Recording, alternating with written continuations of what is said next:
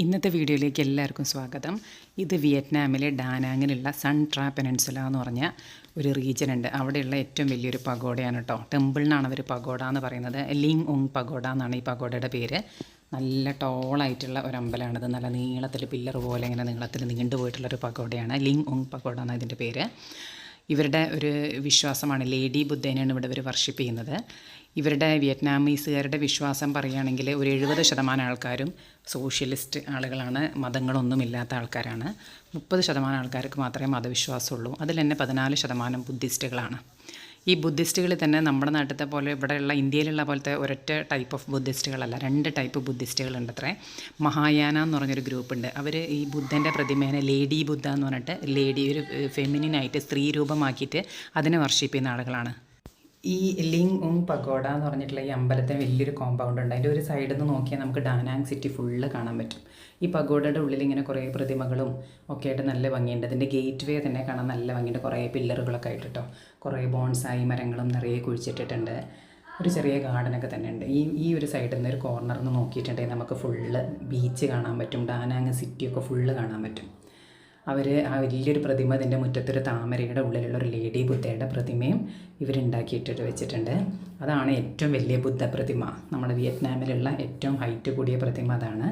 ഇവരുടെ ഒരു വിശ്വാസം എന്താണെന്ന് വെച്ചാൽ ഈ പ്രതിമ ഉണ്ടാക്കിയതിന് ശേഷം അവിടെ ഒരു ഡിസാസ്റ്റർ, നാച്ചുറൽ ഡിസാസ്റ്റർ, വെള്ളപ്പൊക്കം, ഭൂമി കുലുക്കം അതുപോലുള്ള ഡിസാസ്റ്ററുകളൊന്നും ഉണ്ടായിട്ടില്ല എന്നുള്ളതൊക്കെയാണ് ഇവരുടെ വിശ്വാസം. അങ്ങനെ ഒരു പ്രത്യേകതരം വിശ്വാസികളാണ് ഇവർ.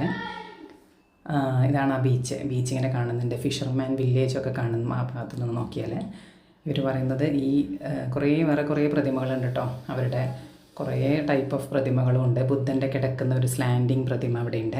എന്നാലും അതിൻ്റെ ഇമ്പോർട്ടൻസ് എന്താണെന്ന് വെച്ചിട്ടുണ്ടെങ്കിൽ ഏറ്റവും ടോളായിട്ടുള്ള 67 മീറ്റർ ഉയരമുള്ള ഒരു ലേഡി ബുദ്ധയുടെ പ്രതിമയാണ് അവിടെ ഉള്ളത്. അത് ഈ ഫസ്റ്റ് മഹായാന എന്നുള്ള ഗ്രൂപ്പിൻ്റെയാണ്.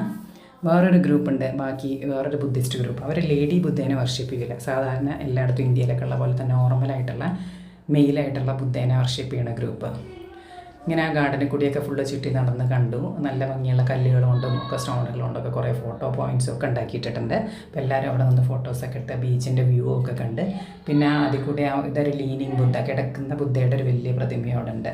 പിന്നെ അവിടെ നിന്ന് അങ്ങനെ മറ്റേ സൈഡൊക്കെ പോയി കഴിഞ്ഞാൽ നമുക്ക് വലിയൊരു താമരയുടെ ഉള്ളിലായിട്ടുള്ള വലിയ നീണ്ട ലേഡി ബുദ്ധയുടെ പ്രതിമ കാണാൻ പറ്റും.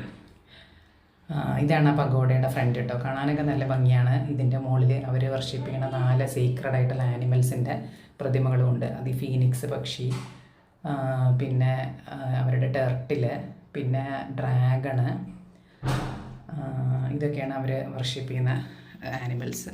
പിന്നെ യൂണിക്കോണ്. ഇതിൻ്റെ 4 പ്രതിമകളും ഇവരുടെ എല്ലാ പഗോഡകളുടെ മുകളിലും ഉണ്ടാവും. ഇതിൻ്റെ ഉള്ളിൽ കയറണമെങ്കിൽ നല്ല മോഡസ്റ്റ്ലി ഡ്രസ്ഡ് ആയിരിക്കണം എന്നാണ്. ട്രൗസറൊന്നും അതിൻ്റെ ഉള്ളിൽ കയറാൻ പറ്റില്ല. അപ്പോൾ കാല് ഫുള്ള് കവർ ചെയ്യാത്ത ആൾക്കാർക്കൊക്കെ അവിടെ ഒരു പാവാട പോലത്തെ ഒരു സ്കേർട്ട് അതിൻ്റെ പുറത്ത് വെച്ചിട്ടുണ്ട്. അത് ഇട്ടിട്ട് വേണം അതിൻ്റെ ഉള്ളിൽ കയറാൻ.